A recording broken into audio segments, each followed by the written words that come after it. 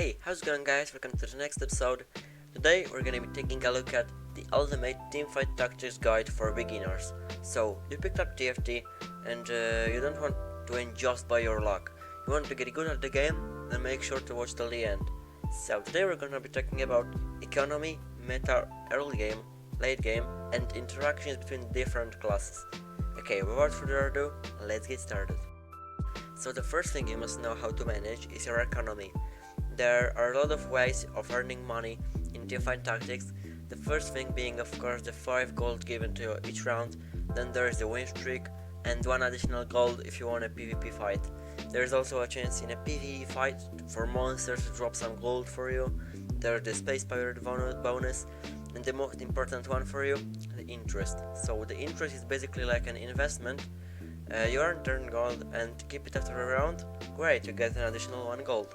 That stacks up to 50 gold, giving you additional 5 per round, which doubles your base earnings. The reason why economy is so important is because if you get a 4 or even a 5 quest unit, and when you see the damage of their spells, when they get to level 3, you're like, what? That is a low. Yes, it is, and if you don't manage your economy well, you will rarely see a 3-star kill in your team, because you don't have the money for leveling up, you don't have money for rolling. But if you get at least 10 gold per round, which is 5 interest and 5 base, you can easily get to level 9 of your team, which means a lot of units on the field and a whopping 35% for 4 costs and 20% for 5 costs. The second thing you must be aware of is meta.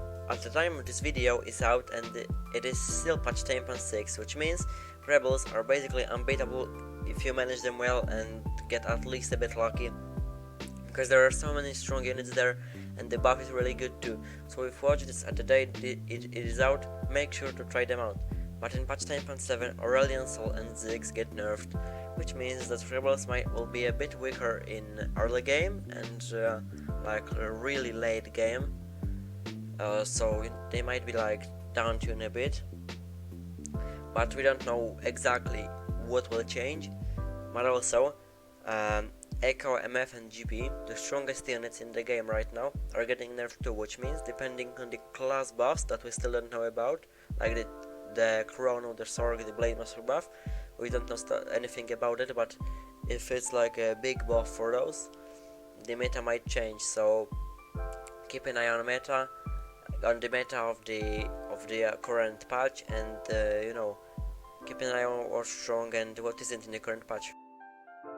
So the third thing you need to know is early and late game. So for the early game, you have to find your build. If it's rebels, which as I said are really good, not great, but if you see like, I don't know, 5 TFs or Zoe, Ari and Syndra at the few first rounds, at the few first like rolls, definitely swap to that build, because even if the class is a bit weaker, they still can win you games, and basically early game is counting on luck and not rolling at all, so you don't lose your interest. Rolling is like a lottery. It might pay out big, but you might lose 50 gold not getting anything you need, so keep the gold interest in mind.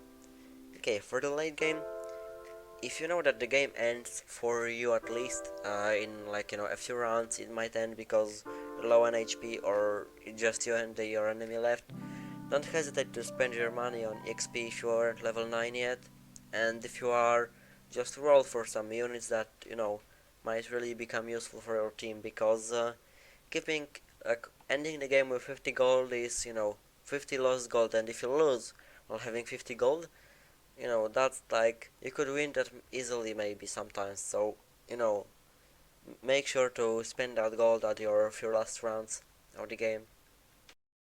The last thing you need to know is basically interactions between different champions. For example, if you're lucky enough to get 2 spatulas and don't really need that force of nature while doing the rebel build, you can add the KL for your team, give her a spatula and armor for the rebel buff, give her a spatula and a rod for the demolitionist buff, and bam, you basically cannot lose after the Gale.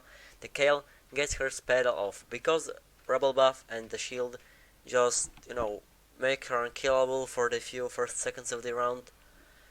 She does a lot of damage because of the buff, and since demolitionist is basically that your spell is stun, and Kale's spell is waves, so basically she can stun the whole enemy team at once.